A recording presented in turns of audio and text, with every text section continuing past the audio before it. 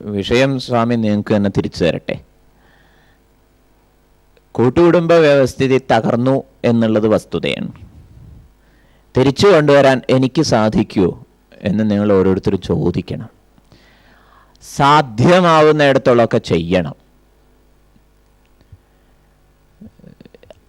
ആവർത്തനമാവുമെന്നറിയില്ല. കാരണം ഇന്നലെയിൽ സംഘടിപ്പിച്ചിട്ടുള്ള എല്ലാ ചർച്ചകളിലും കൂട്ടുകുടുംബം വിഷയമായിട്ടുണ്ട്. പല നിരീക്ഷണങ്ങൾ അവതരിപ്പിച്ചിട്ടുണ്ട്. എന്തായാലും നല്ല കാര്യം ആവർത്തിക്കുന്നതിൽ തെറ്റില്ലല്ലോ. പറയാനുള്ളത്, കൂട്ടുകുടുംബം എന്ന ഒരു അവസ്ഥ എല്ലാ പ്രകാരത്തിലും ദോഷരഹിതമായിരുന്നു എന്ന് പറയാൻ പറ്റില്ല. ദോഷങ്ങളുണ്ട്, ഇരിക്കട്ടെ. പക്ഷെ ഗുണവശങ്ങളേറെയാണ്.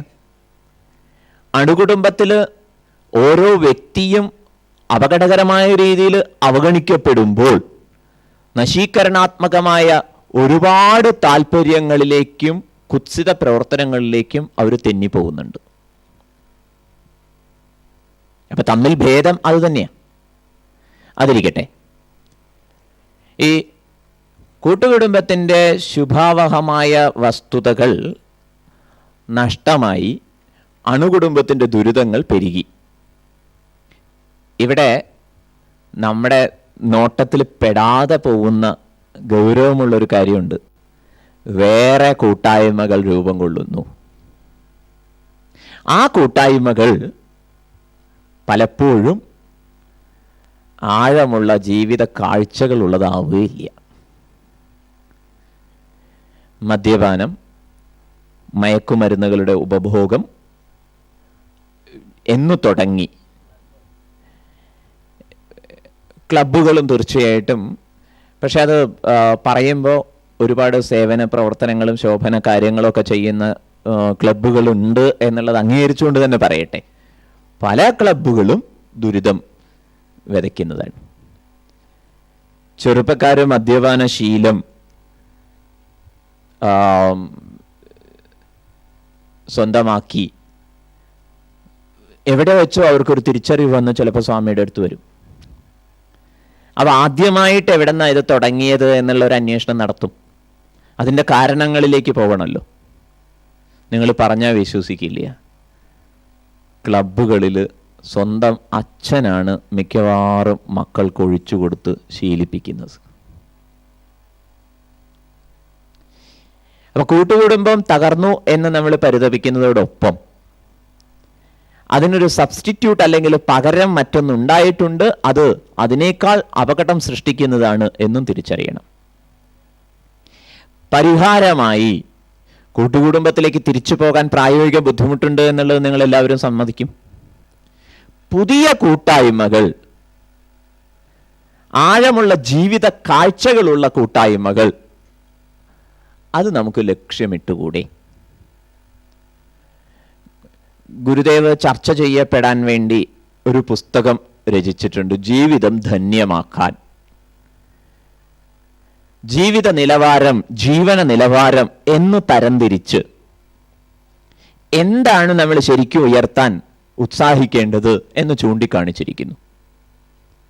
കേട്ടിടത്തോളം അത് നമ്മുടെ ദൈനംദിന ജീവിതവുമായി പ്രസക്തിയുള്ളതല്ലേ? ഇതൊക്കെ പഠിക്കുന്ന ഒരു കൂട്ടായ്മ രൂപപ്പെട്ടുകൂടെ? പഴയകാല പല കൃതികളും വേദാന്തം, ആധ്യാത്മികത എന്നൊക്കെയുള്ളത് അത്ര അഭിരുചികരമല്ലെങ്കിലും മാറ്റി നിർത്തിക്കോളൂ. പക്ഷെ ഒട്ടേറെ കൃതികൾ, ഓരോ സാഹിത്യ ശ്രമങ്ങളും സമൂഹത്തിൻ്റെ രുഗ്ണ ചേതസ്സിനുള്ള ചികിത്സയാണ് എന്ന് ഒരു പ്രശസ്ത നിരീക്ഷക, വിമർശക നിരീക്ഷിച്ചിട്ടുണ്ട്. ഓരോ സാഹിത്യകൃതിയും സമൂഹത്തിൻ്റെ രുഗ്ണചേതസ്സിനുള്ള ചികിത്സയാണ്, രോഗാതുരമായ സാമൂഹിക അവസ്ഥയ്ക്കുള്ള ചികിത്സയായിട്ടാണ് ഓരോ സാഹിത്യകൃതികളും പിറക്കുന്നത്. അങ്ങനെയാണെങ്കിൽ തൊട്ടു മുമ്പ് ഉള്ള ഒരുപാട് സാഹിത്യകൃതികൾ വിശകലനം ചെയ്യപ്പെടട്ടെ, ചർച്ച ചെയ്യപ്പെടട്ടെ. അന്നലയിലുള്ള കൂട്ടായ്മകൾ വരുന്ന സമയത്ത് ജീവിതത്തിനൊരു കാഴ്ചയുണ്ടാവില്ലേ? ഈ നേരമില്ലായ്മ, ഇതിനിടയിൽ അത്രയൊന്നും ജീവിതഗന്ധിയല്ലാത്ത ചില ചാനൽ കാഴ്ചകളും, ഇതൊക്കെ മതിയോ?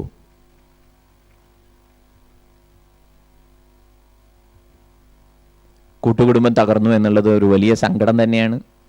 അതിൻ്റെ ദോഷങ്ങൾ പരിഹരിക്കപ്പെടേണ്ടതായിരുന്നു. അണുകുടുംബം മറുവശത്ത് വളർന്നു വന്നത് വളരെ ഭീതിതമായ അവസ്ഥ സമ്മാനിച്ചിട്ടുണ്ട്. ഒപ്പം തന്നെ വേറെ ചില കൂട്ടായ്മകളും ഉയർന്നു വന്നിട്ടുണ്ട്. നമുക്ക് ചെയ്യാവുന്ന ആദ്യ പടി എന്ന് പറയുന്നത് സ്വന്തം വീട്ടിലേക്ക് തിരിച്ചുപോയി, അണുകുടുംബമാണെങ്കിൽ ഇരിക്കട്ടെ, അവിടെയുള്ള ബന്ധത്തിൻ്റെ ആഴം വർദ്ധിപ്പിക്കാൻ, ഊഷ്മളത വർദ്ധിപ്പിക്കാൻ ഉത്സാഹിക്കാം. 2, അയൽപക്കത്തെ നമുക്ക് നമ്മുടെ കുടുംബത്തിൻ്റെ പരിവൃത്തിയിലേക്ക് ചില പരിമിതികളുണ്ടെങ്കിലും അത് അംഗീകരിച്ചുകൊണ്ട് തന്നെ ഉൾക്കൊള്ളാം. നിന്നെപ്പോലെ നിൻ്റെ അയൽക്കാരനെയും സ്നേഹിക്കണം എന്നുള്ളത് വളരെ പ്രചാരത്തിലുള്ള സന്ദേശമാണ്. ഇത് ഏതു മതത്തിനും സ്വീകാര്യമാണ്. താനും ഭഗവത്ഗീതയിലും സമാന ആശയങ്ങളുണ്ട്. സക്കാത്ത് കൊടുക്കുന്നത് വാസ്തവത്തിൽ ഉൾക്കൊള്ളലിൻ്റെ പാഠം പകരുന്നതാണ്. എവിടെയും അതുണ്ട്. എന്തുകൊണ്ട് ഇത് പ്രായോഗിക പഥത്തിൽ കൊണ്ടുവരാൻ ഉത്സാഹിച്ചുകൂടാ? കഞ്ഞിപ്പാടെന്ന് പറഞ്ഞ സ്ഥലമുണ്ട് ആലപ്പുഴയിൽ.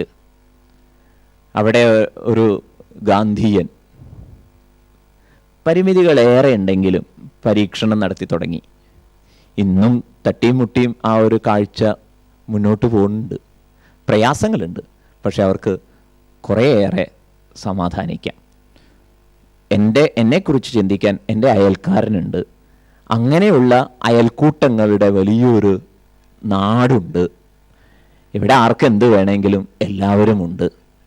അന്നലയിലൊക്കെ പുതിയ ഒരു കുടുംബ നിരീക്ഷണം, വസുധൈവ കുടുംബകം എന്ന ഒരു മഹത്തായ ആശയം ഉള്ളിൽ പേറി ജീവിക്കുന്നവർ വളർന്നു വരുന്നുണ്ട്. ഒന്ന് ആക്കം കൂട്ടാൻ നമുക്കൊക്കെ ഉത്സാഹിച്ചുകൂടെ എന്നാണ് ചോദിക്കാനുള്ളത്.